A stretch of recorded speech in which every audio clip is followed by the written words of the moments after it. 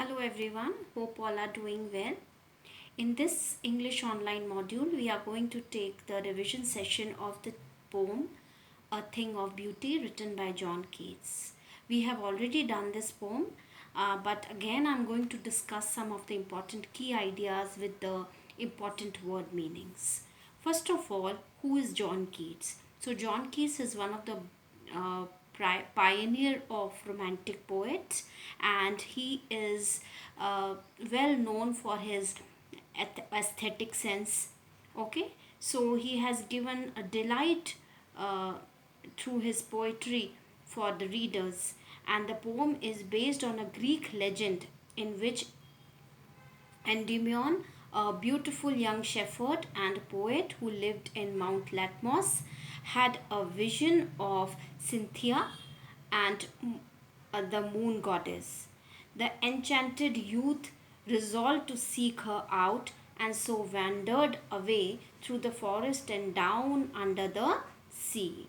So, here this is the poem which is taken from the poem Endymion. It is a poetic romance of John Keats, and this is the just the extract taken from there from that Endymion poetry.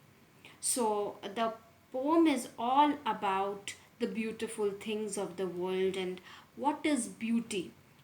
John Keats places a very important question for the readers, that what is actually the real beauty. So the real beauty, he says, that a thing of beauty is a joy forever. So it gives you a joy that is everlasting, that never diminishes, that never fades away by time or by the passage of time. So what is more important here is the concept of beauty, and on where actually he finds this real beauty. What are the sources of real beauty, in short we can say. So these are important questions that can come in the exam, that a thing of beauty is a joy forever. Why the poet is just saying like this? And secondly, passes into nothingness, because every this materialistic world is futile. Everything actually decays by the passage of time. But what is not what is said to be permanent is the real beauty, the real love. And he finds all these things in the natural objects. So all the natural objects are the source of real beauty, he says. And the beauty of this poem is in its words. It is full of beautiful words, it is full of good expressions, and also lot of figure of speeches are used in the poem to describe the real beauty and the true beautiful things that are everlasting, never fades away, that are transcendental and transient. Okay, so one thing is transient and one thing is intransient. Transient is mortal, intransient is immortal. So the real beauty is intransient. Transient. Okay, a thing of beauty is an excerpt from Keats' first epic poem Endymion. Point number one to be taken up. And John Keats was an English romantic poet. Point number two, you should remember. Third is, Keats loved beauty to the extent that he almost worshipped it. The excerpt voices the poet's eternal love for beauty.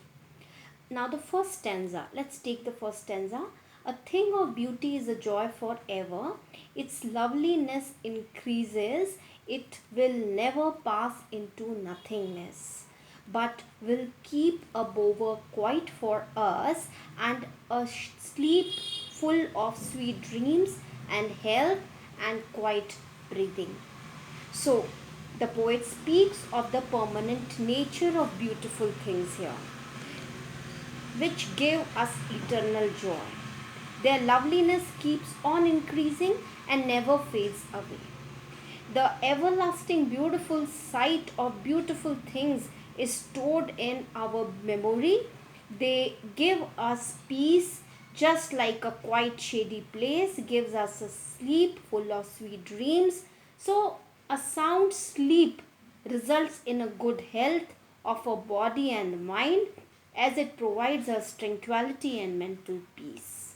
So this 4 5 lines tells about that a thing of beauty is a joy forever, and its loveliness increases with the passage of time. It never fades away, and that's a sharp contrast between the things which are beautiful and which are not beautiful, which are really beautiful and which are not. Pass into nothingness, but will keep a bower quiet for us and the sleep full of sweet dreams. Now he says that um, a bower means here a pleasant shady place. Now he is saying that in the shade of tree you will get the soothingness, that tranquility, that peace that actually fulfills all your sweet dreams, give you good health and bliss and quiet breathing, fresh breathing. So that freshness, that regenerating vitality you will get only in the arms of nature, and that provides you comfort, bliss, and mental peace that is very important for good health. Stanza 1 was there. Now, stanza 2. Therefore, one every morrow, on every morrow, morrow means morning, are we racking a flowery band to bind us to the earth. So he says that every morning brings, wreathing means uh, turning into a wreath. Okay, so spite of a flowery band to bind up on the earth. Therefore, on every morning, therefore, every morning, we are going to bind all these flowers which are all differently arranged. We arrange them in flowery band, bind them in unity and togetherness. The feeling of oneness and togetherness is brought here, and that actually gives unity to the complete earth. And he says that when we wake up the next morning with this fresh mood, with this vitality, after a sound sleep, all the beautiful memories of our sweet dreams help us to strengthen our bond with the complete earth. So, in that peaceful mind only, one can establish the thoughts of unity with the entire planet, with the whole universe, with the entire globe. Okay, so when we talk about oneness, when we talk about togetherness, what is needed? A fresh, regenerating mental peace, good thoughts, positive thoughts are needed. How they come? They come due to the bliss of natural shade, natural objects, and those particular comfort will result later on into the unity and oneness that we can bring only when we are having peaceful minds. Now, spite here is in spite. Spite of despondence. Despondence means disappointments. So, in spite of despondence of the inhuman dearth. Inhuman dearth means the evil actions, okay? Ill actions of noble natures of the gloomy days, of all the unhealthy and over darkened ways made for our searching. Yes, in spite of all, some shape of beauty moves away the pall. Pall means covering from our dark spirits. Dark spirits means the spirits, the soul that is indulged into materialistic evil deeds of day to day life. So he further says that in spite of this disappointments and evil actions in human dearths, of noble natures of the gloomy days.